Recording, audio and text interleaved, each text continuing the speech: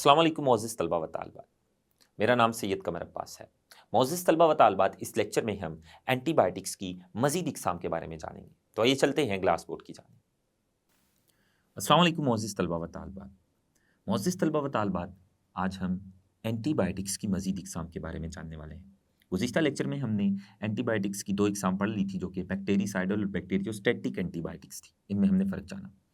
आज हम मज़ीद इक़साम पढ़ते हैं एंटीबायोटिक्स की। तो एंटीबायोटिक्स की जो इक़साम हमने सबसे पहले पढ़नी है, वो है वसीउल अमल एंटीबायोटिक्स और महदूदुल अमल एंटीबायोटिक्स। पहले हम इन इक़साम के बारे में जानते हैं और इनमें फ़र्क जानते हैं। वसीउल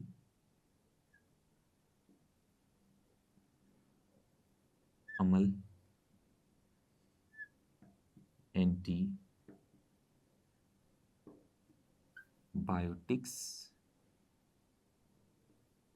ये क्या होती हैं, और फिर महदूदुल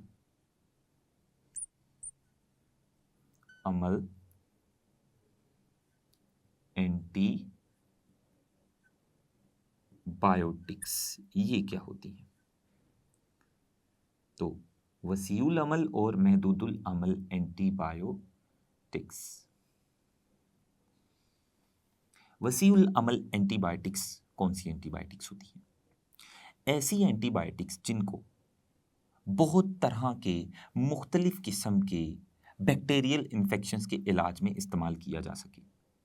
ऐसी एंटीबायोटिक्स जिनको बहुत ज़्यादा इक़साम के, बहुत ज़्यादा मुख्तलिफ इक़साम के बैक्टीरियल इन्फेक्शंस के इलाज में इस्तेमाल किया जा सके, उन एंटीबायोटिक्स को वसीउल अमल एंटीबायोटिक्स कहते हैं। जबकि महदूदुल अमल एंटीबायोटिक्स ऐसी एंटीबायोटिक्स होती हैं जिनको सिर्फ चंद इक़साम के, थोड़े से, बहुत कम इक़साम के बैक्टीरिया को मारने के लिए या बैक्टीरियल इन्फेक्शंस के इलाज में इस्तेमाल किया जा सके, उन्हें महदूदुल अमल एंटीबायोटिक्स कहते हैं। तो सबसे पहले हम वसीउल अमल एंटीबायोटिक्स की तारीफ कर लेते हैं। ये बहुत ज़्यादा मुख्तलिफ तरह के बैक्टीरियल इन्फेक्शंस के इलाज में इस्तेमाल हो सकती हैं। इनको वसीउल अमल एंटीबायोटिक्स या ब्रॉड स्पेक्ट्रम एंटीबायोटिक्स भी कहते हैं। तो ऐसी एंटीबायोटिक्स जिनको बहुत ज़्यादा इक़साम के बैक्टीरिया या बहुत ज़्यादा इक़साम के बैक्टीरियल इन्फेक्शंस के इलाज में इस्तेमाल किया जा सके, इन्हें वसीउल अमल एंटीबायोटिक्स कहते हैं। जबकि इसके उलट एंटीबायोटिक्स जो हैं, जिनको सिर्फ चंद इक़साम के बैक्टीरिया को मारने के लिए हम इस्तेमाल कर सकते हैं, चंद इक़साम के बैक्टीरियल इन्फेक्शंस के इलाज में इस्तेमाल कर सकते हैं, उन्हें महदूदुल अमल एंटीबायोटिक्स कहते हैं। तो इनकी भी तारीफ लिख लें। ये चंद इक़साम के बैक्टीरिया के खिलाफ मौसर साबित होती हैं। तो ऐसी एंटीबायोटिक्स सिर्फ जो थोड़ी सी इक़साम के बैक्टीरिया को मारने के लिए मौसर साबित होती है, सिर्फ कुछ इक़साम के बैक्टीरियल इन्फेक्शंस को ख़त्म कर सकती है, उन्हें महदूदुल अमल एंटीबायोटिक्स कहते हैं। तो ये हमने एंटीबायोटिक्स की मज़ीद 2 इक़साम पढ़ी। अब हम एंटीबायोटिक्स के मज़ीद 3 ग्रुप्स पढ़ने वाले हैं। उनमें जो सबसे पहला ग्रुप हमने पढ़ना है, वो है सेफ़्लोस्पोरिन्स।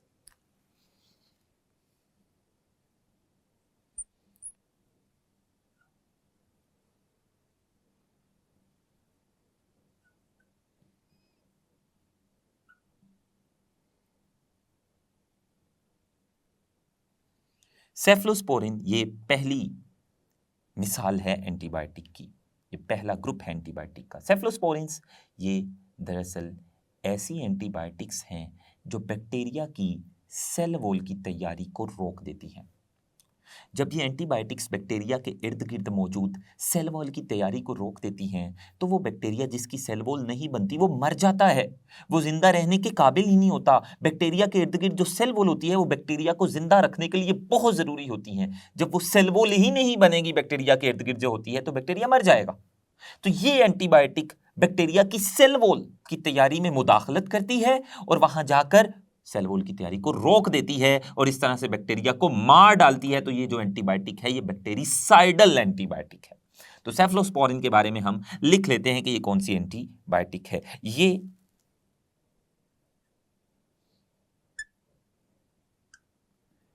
बैक्टीरिया की सेल वॉल की तैयारी में मुदाखलत करके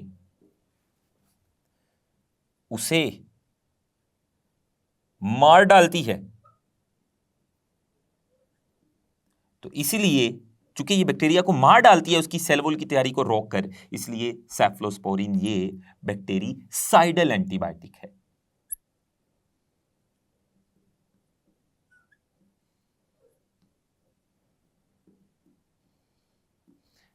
तो ये बैक्टीरिया को मार डालती है। इस एंटीबायोटिक को हम कौन कौन सी बीमारियों के इलाज में इस्तेमाल कर सकते हैं? इसको हम नमूनिया, गले की सोजिश,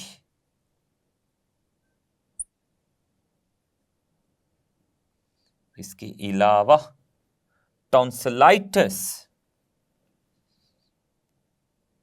और ब्रोंकाइटिस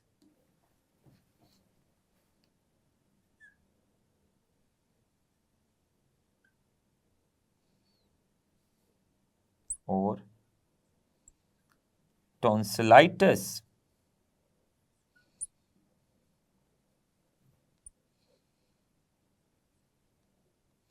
के इलाज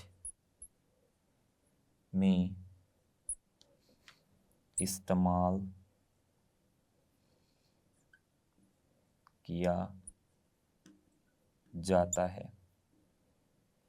और ये भी याद रखिए, अगर तारीखुल इंतहा गुजर जाने के बाद एंटीबायोटिक को इस्तेमाल करें तो उससे गुर्दे नकारा हो सकते हैं। तो एहतियात कीजिए, ऐसी दवा जो आप खरीद रहे हैं उसकी तारीखुल इंतहा यानी एक्सपायरी डेट देखें। अगर उसकी तारीखुल इंतहा गुजर चुकी है तो उसे इस्तेमाल मत करें, उसको इस्तेमाल करने से आपके गुर्दे नाकारा हो सकते हैं। तो जो दूसरा हमने ग्रुप पढ़ना है एंटीबायोटिक का वो है टेट्रासाइक्लिन।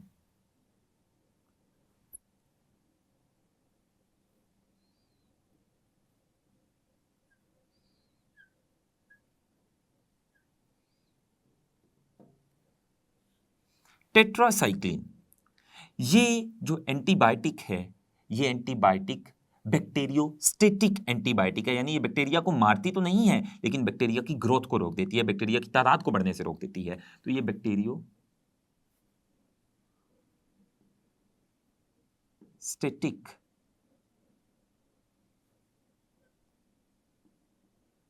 एंटीबायोटिक है।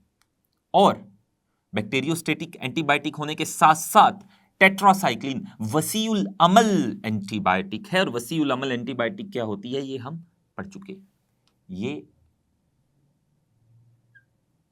वसीउल अमल एंटीबायोटिक है। अब टेट्रासाइक्लिन ये करती क्या है? क्योंकि ये बैक्टीरियोस्टेटिक है, ये बैक्टीरिया को मारेगी नहीं, उसकी ग्रोथ को रोकेगी। लेकिन कैसे? ये बैक्टीरिया में प्रोटीन्स की तैयारी को रोक डालेगी। जब बैक्टीरिया के अंदर प्रोटीन्स ही नहीं बनेगी तो बैक्टीरिया की ग्रोथ नहीं होगी, बैक्टीरिया तादाद में नहीं बढ़ेगी। ये एंटीबायोटिक बैक्टीरिया में प्रोटीन्स की तैयारी को प्रोटीन्स बैक्टीरिया की ग्रोथ के लिए बहुत ज़रूरी होती हैं, तो ये बैक्टीरिया में प्रोटीन्स की तैयारी को रोक देती हैं, टेट्रासाइक्लिन्स। तो इस तरह से बैक्टीरिया की ग्रोथ नहीं होती। अब टेट्रासाइक्लिन को कौन कौन सी बीमारियों के इलाज में इस्तेमाल किया जा सकता है? टेट्रासाइक्लिन को यूरिनरी, रेस्पिरेटरी और इंटेस्टाइन में होने वाले इन्फेक्शंस, बैक्टीरियल इन्फेक्शंस के इलाज में इस्तेमाल किया जा सकता है। इस दवा को, टेट्रासाइक्लिन को, इसे यूरिनरी, रेस्पिरेटरी और इंटेस्टाइन में होने वाले इन्फेक्शंस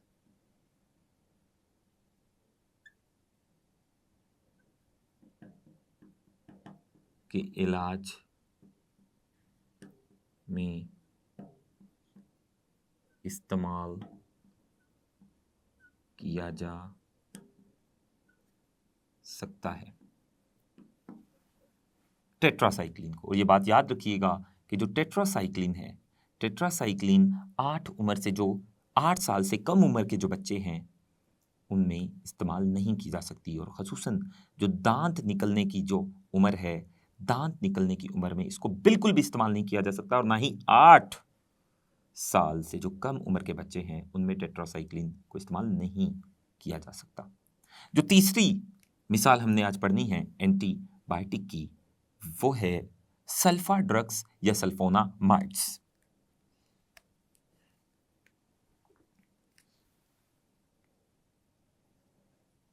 सल्फा ड्रग्स या फिर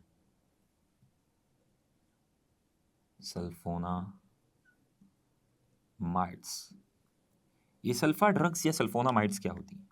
ये ऐसी एंटीबायोटिक्स हैं जो बैक्टीरियोस्टेटिक ही होती हैं, और ये भी वसीउल अमल एंटीबायोटिक्स हैं। ये भी बैक्टीरियोस्टेटिक है, मैं यहां पर लिख दूं, बैक्टीरियोस्टेटिक एंटीबायोटिक ऐसी एंटीबायोटिक जो बैक्टीरिया की ग्रोथ को रोके, इनकी तादाद को बढ़ने से रोके, और ये भी वसीउल अमल एंटीबायोटिक है, और यानी इसको भी बहुत सारे बैक्टीरियल इन्फेक्शंस के इलाज में इस्तेमाल कर सकते हैं। अब ये हैं क्या? ये ऐसी एंटीबायोटिक्स हैं जिनमें सल्फोनामाइड ग्रुप मौजूद होता है।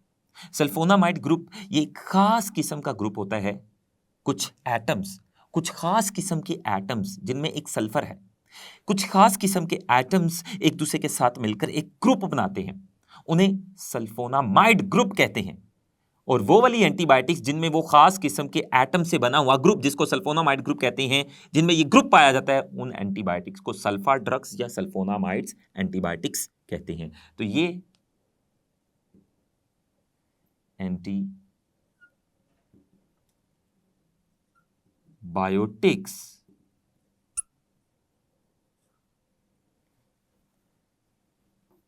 अपने अंदर एक खास ग्रुप, और ये ग्रुप एटम से बना होता है। ये एंटीबायोटिक्स अपने अंदर एक खास ग्रुप, जिसे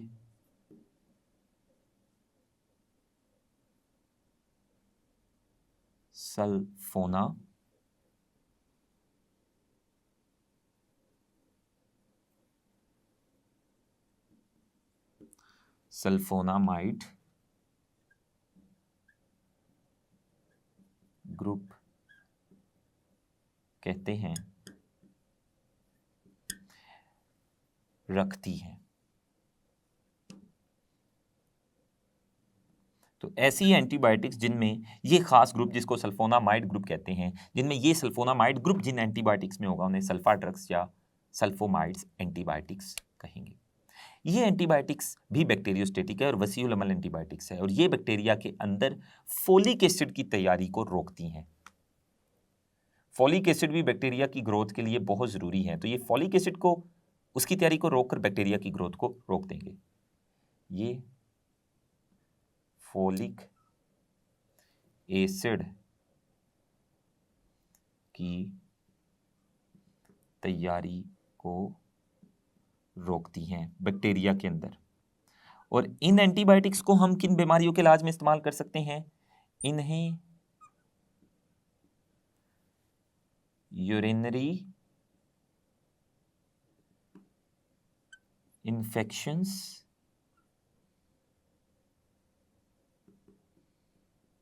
और नमूनिया के इलाज में इस्तेमाल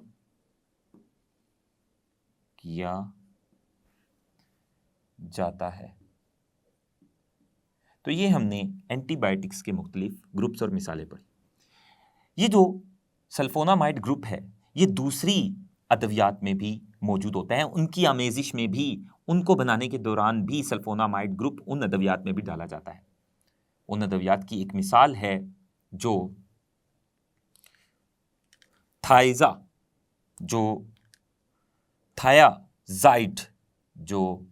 थायाजाइड, पूरा नाम जिसका थायाजाइड डायूरेटिक है। ये ऐसी अद्वियात हैं जो ब्लड प्रेशर को कम करती हैं। ये थायाजाइड डायूरेटिक अद्वियात, इनकी आमेजिश में, इनके बनाने के दौरान भी इनमें सल्फोनामाइड ग्रुप डाला जाता है। और ये सल्फोनामाइड ग्रुप उन अद्वियात के बनने के लिए बहुत ज़रूरी है। और ये अद्वियात जो थायाजाइड डायूरेटिक्स हैं ये ब्लड प्रेशर को कम करती हैं। मैं यहाँ पर लिख देता हूँ, थायाजाइड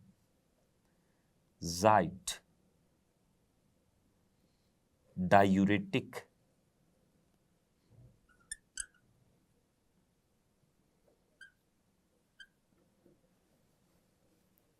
ब्लड प्रेशर को कम करना, ब्लड प्रेशर को कम करने वाली जो अद्वियात हैं ये थायाजाइड डायूरेटिक अद्वियात हैं। इनमें भी सल्फोनामाइड ग्रुप मौजूद होता है जो कि सल्फा ड्रग्स या सल्फोनामाइड एंटीबायोटिक्स में मौजूद होता है। मोअज़्ज़िज़ तलबा व तालिबात, इस लेक्चर में हमने सेफलोस्पोरिन्स के बारे में पढ़ा और हमने टेट्रासाइक्लिन और सल्फा ड्रग्स की तफसील जानी, और साथ ही हमने एंटीबायोटिक्स की दो अहम इकसाम वसीउल अमल एंटीबायोटिक्स और महदूदुल अमल एंटीबायोटिक्स में भी फ़र्क जाना। इंशाल्लाह आने वाले लेक्चर में हम एंटीबायोटिक्स के ख़िलाफ़ बैक्टीरिया की मज़ाहमत के बारे में पढ़ेंगे। तब तक के लिए अल्लाह हाफ़िज़।